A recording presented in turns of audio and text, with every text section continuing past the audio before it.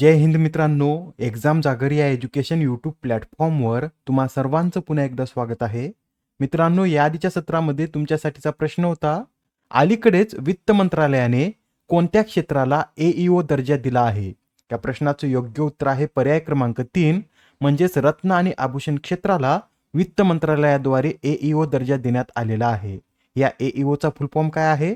तर authorised economic operator असं याचं पूर्ण स्वरूप आहे. आजच्या सत्राचा पहिला प्रश्न पहा. चंद्राच्या अंधाऱ्या बाजूतील नमुने गोळा करण्यासाठी कोणत्या देशाने चांगई 6 हे मिशन लॉन्च केले? तर आता चंद्राच्या अंधाऱ्या बाजूतील नमुने गोळा करण्यासाठी चीन या देशाद्वारे हे चांगई 6 प्रक्षेपित करण्यात आलेलं आहे. मित्रांनो, ही जर मोहीम यशस्वी झाली तर चंद्राच्या अंधाऱ्या भागातून नमुने गोळा करून पृथ्वीवर परत आणणारा चीन हा जगातील पहिला देश ठरेल. बरं, या चंद्राच्या अंधाऱ्या बाजूवर प्रथम कोणत्या देशाने यान उतरवलं होतं? तर असा करणारा पहिला देश हा चीनच होता. आणि आता या चंद्राच्या अंधाऱ्या बाजूतून नमुने पृथ्वीवर पाठवण्याचा प्रयत्न करणारा सुद्धा चीन हा पहिला देश आहे. बरं, चंद्राची अंधारी बाजू म्हणजे काय? तर मित्रांनो, आपल्याला पृथ्वीवरून चंद्राला पाहताना चंद्राचा एकच भाग दिसतो व जो भाग आपल्याला दिसत नाही त्याला चंद्राची अंधारी बाजू असे म्हणतात. बरं, पृथ्वीवरून चंद्राचा काही भाग न दिसण्यामागचं मुख्य कारण काय आहे? तर चंद्राचा आपल्या अक्षावर फिरण्याचा वेग आणि पृथ्वीभोवती त्याचा परिभ्रमणाचा वेग सारखाच आहे. त्यामुळे आपण चंद्राची नेहमी एकच बाजू पाहू शकतो. बरं, या चांगई 6 मिशन विषयी हे नोट करून घ्या. हे जे यान आहे हे यान 3 मे रोजी लॉंग मार्च 5Y8 या रॉकेटद्वारे चीनच्या वेंगचान अंतराळ प्रक्षेपण केंद्रावरून प्रक्षेपित करण्यात आलेला आहे. ही जी मोहीम आहे ही एकूण 53 दिवसाची असेल व यात चांगई 6 यान चंद्राच्या दक्षिण ध्रुव एक्टेन बेसिनवर उतरणार आहे. बरं, या मिशन अंतर्गत चीन चंद्राची किती किलो माती आणणार आहे? तर या मिशन अंतर्गत चीन चंद्रावरून 2 किलो माती आणणार आहे. या चांगई 6 यांचं एकूण वजन किती आहे? तर 8.3 टन इतकं या चांगई 6 यांचं वजन आहे. या मिशन संबंधितच अजून एक प्रश्न पहा.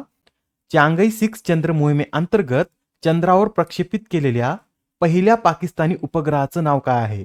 तर मित्रांनो, या मिशनमध्ये पाकिस्तानचा सुद्धा एक उपग्रह प्रक्षेपित करण्यात आलेला आहे व त्या उपग्रहाचं नाव iCubeQ असं आहे. काय आहे? तर iCubeQ असं त्या उपग्रहाचं नाव आहे. आणि या iCubeQ विषयी सांगायचं झालं तर याची निर्मिती ISTने चीनच्या शांघाय विद्यापीठ SJTU आणि पाकिस्तानच्या नॅशनल स्पेस एजन्सी सुपार्को यांच्या सहकार्याने केली आहे. व हा जो उपग्रह आहे यामध्ये 2 ऑप्टिकल कॅमेरे आहेत जे चंद्राच्या पृष्ठभागाची छायाचित्र घेतील. बरं, पाकिस्तान शिवाय इतर कोणत्या देशाचे पेलोड या मिशन अंतर्गत प्रक्षेपित करण्यात आले आहेत? तर यामध्ये युरोपियन स्पेस एजन्सी, इटली व फ्रान्सच्या पेलोडचा समावेश आहे. यात युरोपियन स्पेस एजन्सीच्या नेगेटिव्ह आयन डिटेक्टर, इटलीच्या लेझर रेट्रो रिफ्लेक्टर तर फ्रान्सच्या DORN रेडॉन डिटेक्शन इन्स्ट्रुमेंटचा समावेश आहे. प्रश्न क्रमांक 3 पहा. पॅरिस ऑलिम्पिक उद्घाटन सोहळा कोणत्या नदीच्या काठावर आयोजित करण्याची घोषणा करण्यात आली आहे? तर आता पॅरिस ऑलिम्पिक उद्घाटन सोहळा हा सीन नदीच्या काठावर आयोजित करण्याची घोषणा करण्यात आलेली आहे.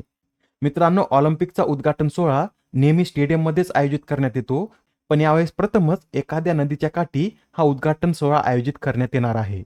बरे, जे पॅरिस ऑलिम्पिक आहेत हे कधीपासून सुरू होतील? तर 26 जुलैपासून हे ऑलिम्पिक सुरू होणार आहेत तर 11 ऑगस्टपर्यंत हे ऑलिम्पिक चालणार आहेत. व या ऑलिम्पिकमध्ये एकूण 32 खेळांचा समावेश आहे व प्रथमच या ऑलिम्पिकमध्ये 4 नवीन खेळ सुद्धा ऍड करण्यात आले आहेत. व ते खेळ कोणते? तर ब्रेकिंग, स्पोर्ट क्लाइम्बिंग, स्केटबोर्डिंग व सर्फिंग या 4 खेळाचा समावेश या ऑलिम्पिकमध्ये करण्यात आला आहे. मित्रांनो, येथे हे सुद्धा लक्षात ठेवा, पॅरिस हे शहर सीन नदीच्या काठावर आहे. कारण एक्झाम मध्ये आपल्याला असा सुद्धा प्रश्न विचारला जाऊ शकतो. पहा, यामध्ये शहर व ते शहर कोणत्या नदीच्या काठावर आहे असा जोड्या लावा म्हणून प्रश्न विचारण्यात आलेला आहे. यात आत्ताच आपण पाहिलेलं आहे, पॅरिस हे शहर सीन नदीच्या काठावर आहे, जिनेव्हा हे रोन नदीच्या काठावर आहे, बॉन हे शहर रॉइन तर क्यू हे शहर निप्पर या नदीच्या काठावर आहे. म्हणजे या प्रश्नाचं योग्य उत्तर काय असेल? तर पर्याय क्रमांक 1 हे या प्रश्नाचं योग्य उत्तर आहे. एक्झाममध्ये आपल्याला असे सुद्धा प्रश्न विचारण्यात येतात, त्यामुळे करंट अफेअर्सचा अभ्यास करताना अत्यंत जागरूक राहून अभ्यास करायचा, जेणेकरून अशा प्रकारच्या प्रश्नांचे मार्क सुद्धा आपल्याला मिळतील. ठीक आहे, तर आता प्रश्न क्रमांक 14 पहा. AFC अंडर 23 आशियाई चॅम्पियनशिप 2024 या स्पर्धेचं विजेतेपद कोणत्या देशानं पटकावले? या प्रश्नाचं योग्य उत्तर आहे पर्याय क्रमांक 4, म्हणजेच AFC अंडर 23 आशियाई चॅम्पियनशिप स्पर्धेचं विजेतेपद हे जपान या देशानं पटकावलेलं आहे. जपानने अंतिम सामन्यात उझबेकिस्तान या देशाला पराभूत करून ही स्पर्धा दुसऱ्यांदा जिंकली आहे व ही स्पर्धा दोनदा जिंकणारा जपान हा पहिला संघ आहे. जपानने याआधी 2016 मध्ये सुद्धा या स्पर्धेचं विजेतेपद पटकावलं होतं व 2024च्या स्पर्धेचं विजेतेपद सुद्धा जपान याच देशानं पटकावलेलं आहे. बरं, या स्पर्धेमध्ये तिसरं स्थान म्हणजेच कांस्य पदक कोणी पटकावले तर इराक या देशाने या स्पर्धेमध्ये कांस्य पदक पटकावलेलं आहे. या स्पर्धेचं आयोजन कुठे करण्यात आलं होतं तर कतार या देशामध्ये या स्पर्धेचं आयोजन करण्यात आलं होतं व या स्पर्धेमध्ये फेअर प्ले अवॉर्डने उझबेकिस्तानच्या संघाला सन्मानित करण्यात आलं. सर्वोत्कृष्ट गोलरक्षकाचा पुरस्कार उझबेकिस्तानच्या गोलरक्षक नेमतो यांना देण्यात आला तर सर्वात मौल्यवान खेळाडूचा पुरस्कार हा जपानच्या फुजिता यांना देण्यात आलेला आहे. नेक्स्ट क्वेश्चन पहा.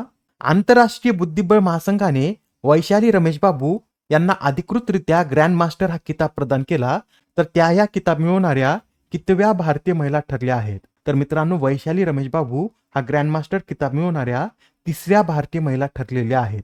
त्यांच्या आधी कोनेरू हम्पी व हारिका द्रोणावली यांना सुद्धा ग्रँड मास्टर या किताबाने सन्मानित करण्यात आलं होतं व त्यांच्यानंतर हा किताब मिळवणाऱ्या त्या तिसऱ्या महिला व एकूण 84व्या ग्रँड मास्टर आहेत.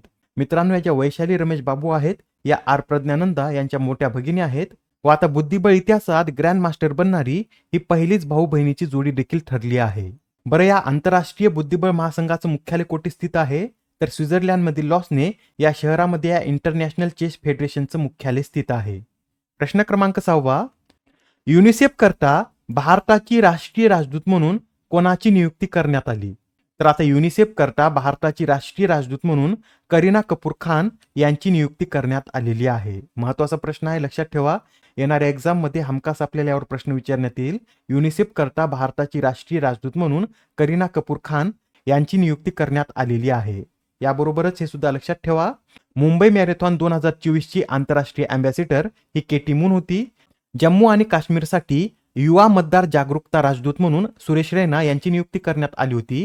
सोनी स्पोर्ट्स नेटवर्कमधील फुटबॉल खेळासाठी ब्रँड अँबॅसिडर हे कार्तिक आर्यन, NPCIच्या UPI सुरक्षा प्रणालीचे अँबॅसिडर म्हणून अभिनेता पंकज त्रिपाठी, पश्चिम बंगालचे ब्रँड अँबॅसिडर सौरव गांगुली, जिओ मार्टचे ब्रँड अँबॅसिडर महेंद्रसिंग धोनी, BPCLचे ब्रँड अँबॅसिडर राहुल द्रविड, तर महाराष्ट्रातील मौखिक स्वच्छता मोहिमेसाठी स्माइल अँबॅसिडर म्हणून सचिन तेंडुलकर यांची नियुक्ती करण्यात आली होती.